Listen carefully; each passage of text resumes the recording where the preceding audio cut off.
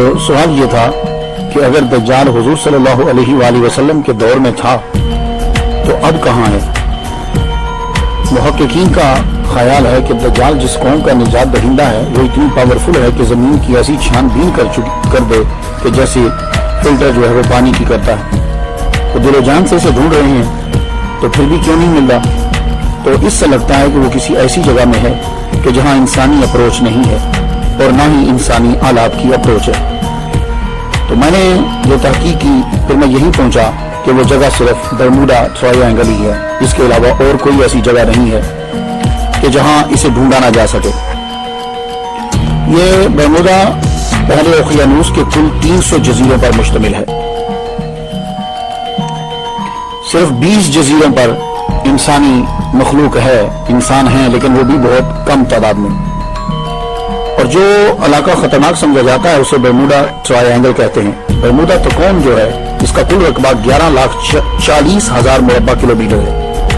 इसका शमाली सिरा जजायर बरमूडा, जनूब मशरकी सिरा पोर्टो रिको, जनूब मगरबी सिरा इसका मियामी है, मियामी फ्लोरिडा। आप जानते हैं कि फ्लोरिडा का माना क्या है। इसका माना है उस खुदा का शहर जिसका इंतजार किया जा रहा है। ये जो जगह है 1850 में ये बरमूडा त्रिकोण और इसके करीब इलाके में 50 से ज्यादा कश्तियां गायब हो गई। अक्सर डूबे हुए बहरी जहाज अमेरिकी रियासत के मातहत थे। पहला बहरी जहाज जो इसके अंदर डूबा 340 अफराद लेकर वो गायब हो गया इसी के अंदर। फिर इसके कुछ अरसे बाद एक आबदोज 1968 में 1968 में 99 अफराद को लेकर गायब हो गई इसी जगह में। 5 दिसंबर 1945 को तकरीबन 2:10 में अमेरिकी रियासत फ्लोरिडा की बेस से 5 तैयारे उड़े थे। 4 बजे एक तैयारे का पैगाम आया। पायलट बोलता है, अजीबो गरीब सूरत हाल का सामना है, मैं जमीन नहीं देख पा रहा हूँ, मैं अपनी जगह का तय्युन नहीं कर पा रहा, हम फजा में कहीं गुम हो गए हैं। एयरबेस से पैगाम आता है, मगरब की तरफ उड़ान जारी रखो। पायलट कहता है, मुझे नहीं पता चला कि मगरबी समत कहाँ है। और जब वो ये मैसेज पहुंचा रहा था वापस, उस वक्त सूरज गुरूब होने का टाइम था, 4-5 का टाइम था, तो उसको सूरज देख लेना चाहिए था। तो अगर नेविगेशन काम नहीं कर रहे तो सूरज गुरूब होने का वक्त था, सूरज देखकर ही समत का तय्युन कर लेते, मगर पायलट तय्युन नहीं कर पाए। आखिरकार राब्ता टूट गया और ये 5 जहाज भी यहाँ के यही गायब हो गए। इन 5 तैयारों को तलाश करने के लिए 5 दिसंबर शाम 7:30 पर फिर एक और तैयारा भेजा गया। उसका काम ये होता है कि जो जहाज गुम हो जाए उस जहाज को जाके तलाश करो। और ये जहाज जो है ये पानी के अंदर भी उतर जाता है। बावजूद इस बात के कि ये महारत तामा रखता था, ये जहाज जो तलाश करने गया वो भी वहां जाकर गुम हो गया। मेरे ख्याल के मुताबिक यही दज्जाल का ठिकाना है। इस जगह शैतानी ताकतों का मरकज है। ऐसी मकनातीसी कशिश बरकी लहरें हैं वहां जो हमारी बिजली से 1000 गुना ताकतवर है। और मुझे ये लगता है कि दज्जाल जब आएगा वो इसी ताकत का इस्तेमाल करेगा।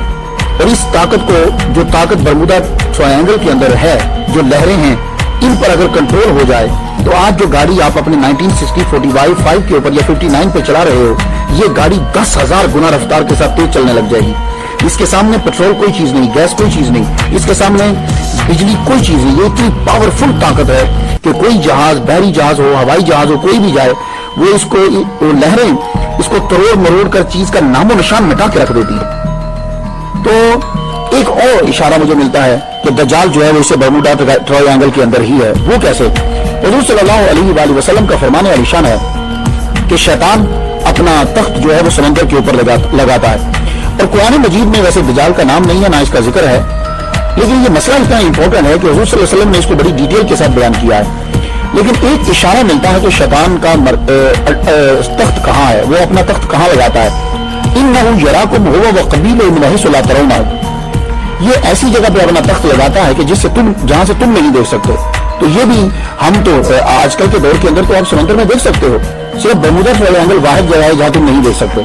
तो पता चला कि शैतान जो है, और शैतान का सबसे जहरीला तीर जो है वो दज्जाल है। कारामत और जहरीला तीर जो, तो मालूम ये हुआ। और इन लहरों को क्यों पैदा किया गया, बरमूडा ट्रायंगल के अंदर इतनी पावरफुल ताकत क्यों है?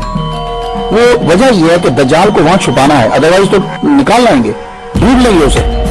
तो यही, लेकिन एक और मैं रिसर्च करते करते एक बात मुझे मालूम हुई कि 2 डॉक्टर कहते हैं कि डॉक्टर जेम्स और डॉक्टर मोरिस जैसूब, कहते हैं ये दो डॉक्टर जो थे इन्होंने बर्मुदा ट्रायंगल के बारे में कुछ जान लिया था।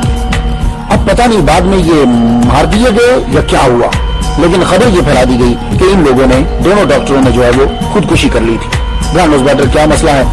मैं तो ये कहता हूं कि अल्लाह ताला ने दज्जाल को शैतानी समुंदर और शैतानी जज़ायर में मकनातीसी कशिश पैदा करके आम इंसानों से मख्फी रखा है। जब हुक्म रब्बी होगा तो इसके हाथ खोल दिए जाएंगे, क्योंकि उसके हाथ बंधे हुए हैं गर्दन के साथ, घुटने और टखने जंजीरों से बांधे हुए हैं, और वो भी आजाद कर दिए जाएंगे और वो बाहर आ जाएगा। और हो सकता है तब अल्लाह ताला मकनातीसी लहरों को कम कर दे, या ये होगा कि वो इन लहरों के ऊपर कंट्रोल पा लेगा। उसकी वजह ये है कि कुछ लोगों ने बर्मुदा ट्रायंगल के ऊपर उड़न तश्तरियां देखी हैं। वो जो एलियन की नहीं आप देखते, वो एलियन जिस पर बैठ कर आते हैं, आपने अक्सर देखा होगा, वहां उनको उड़ते हुए देखा है। तो हो सकता है कि दज्जाल की पावर इतनी ज्यादा हो कि वो उन लहरों के ऊपर भी कंट्रोल कर सकता हो।